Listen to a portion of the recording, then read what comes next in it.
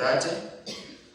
Daudi akomawo. Verse 1. Asanga nga ekibuga Zikulagi kyogedde omuliro ate nga n'obabba bababye. David comes back and finds the city burnt and they had stolen. And whatever they had stolen, they were wives of David.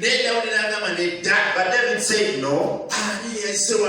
Who passed here? They also stole my wives. They have stolen our things.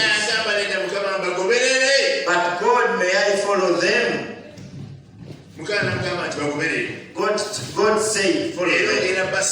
And you're going to find them. God followed his enemies. David followed his enemies.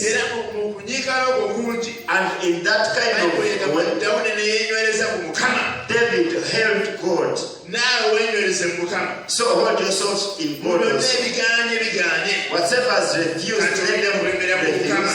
But stick on God. Stick on God. Stick on God. It's going to help them to come to you.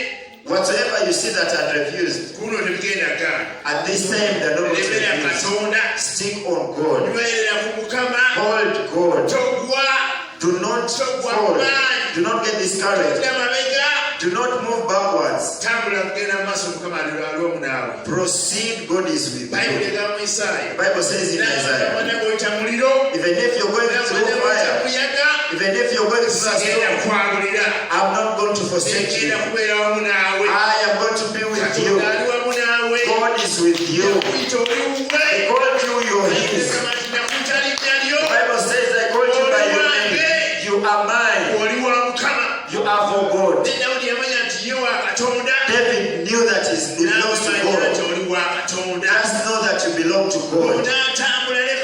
When you move with God, whatever failed is going to do that for you. It's going to bring them back and bring them to you.